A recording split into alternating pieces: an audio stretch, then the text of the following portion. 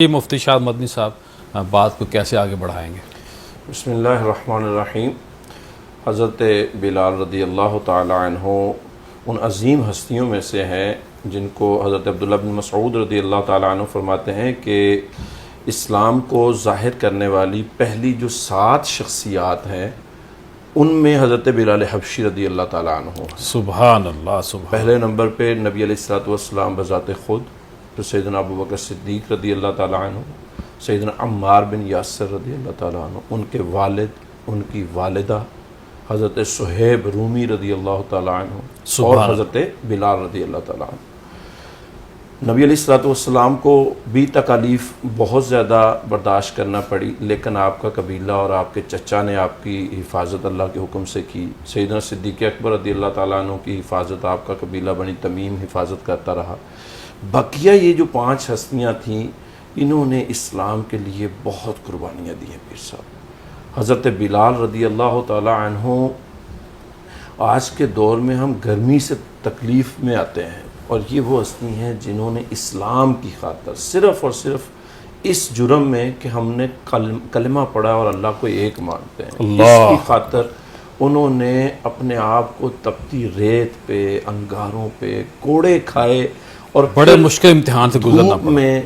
اسی دھوپ میں زخمی بدن کے ساتھ آپ کو تڑپایا جاتا، آپ پر پتھر رکھے جاتے، اور پھر جب یہ معاملہ ہے تو اللہ تعالیٰ کے نبی صلی اللہ علیہ وسلم نے، جیسے پیر صاحب نے ذکر کیا، اور جب سیدنا صدیق اکبر رضی اللہ تعالیٰ عنہ آزاد کروانے لگے نا، تو امیہ نے باقاعدہ یہ کہا تھا دیکھنا میں ابو بکر کے ساتھ کھیل کیا کھیلتا ہوں۔ اللہ استغفر اللہ۔ کیونکہ امیہ بھی سوداگر تھا، بزنس مین تھا، اور سیدنا صدیق اکبر رضی اللہ تعالیٰ عنہ بھی بزنس مین ہے، لیکن اس کی نظر میں بزنس کا دنیاوی ایک سٹائل تھا، اور حضرت ابو بکر صدیق رضی اللہ تعالیٰ عنہ کی نظر میں کچھ اور تھا۔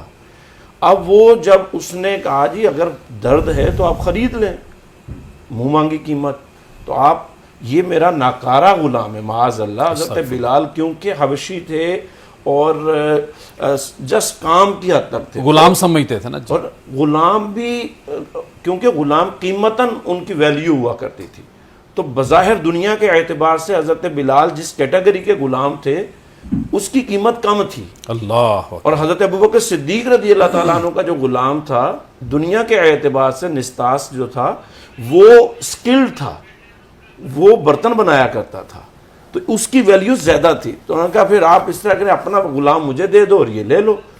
تو آپ نے فرمایا کیا مذاق کر رہے ہو؟ اس نے کہا نہیں مذاق نہیں، آپ لینا تو لے لو۔ آپ نے کہا چلو دیا۔ پھر کہا نہیں اگر اس کی ماں بھی میرے ساتھ، اس کے ساتھ ہی میری غلامی میں دے دو۔ آپ نے فرمایا دیا۔ آپ پھر کہنے لگا اس کی بیوی بھی میرے ساتھ ہی چلا دو، بھیج دو۔ انہوں نے کہا ٹھیک ہے میں وہ بھی دے دیتا ہوں۔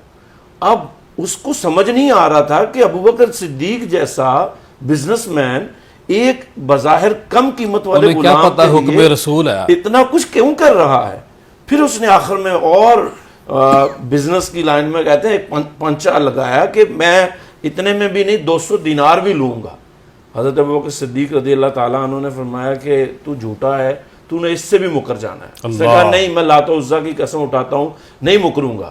آپ نے فرمایا یہ لو اور اس پہ آزاد۔ سبحان اللہ۔ اس پہ قرآن پاک فرماتا ہے کہ جب یہ واقعہ ہوا نا تو عرب کے تاجر آپس میں مذاق کرنے لگے کہ کیا وجہ ہے ابو بکر صدیق نے 4-5 گنا زیادہ قیمت پہ حضرت بلال کو کیوں خریدا؟ پہلا کیس ہے یہ، کیا کوئی اس کا بلال کا کوئی ابو بکر پر احسان تھا کہ جس کا بدلہ چکایا ہے؟ اللہ تعالیٰ نے اس موقع پہ جناب سیدنا صدیق اکبر کی شان میں قرآن کی آیت نازل فرمائی۔ سبحان اللہ۔ فرمایا وَسَيُجَنَّبُهَا الْأَتْقَى الَّذِي يُؤْتِي مَالَهُ يَتَزَكَّى وَمَا لِأَحَدٍ عِندَهُ مِن نِّعْمَةٍ تُجْزَى إِلَّا ابْتِغَاءَ وَجْهِ رَبِّهِ الْأَعْلَى وَلَسَوْفَ يَرْضَىٰ، کہ میرے ابو بکر پر دنیا میں کسی کا کوئی احسان نہیں ہے، ابو بکر اپنا مال صرف اپنے رب کی رضا اور محبوب کی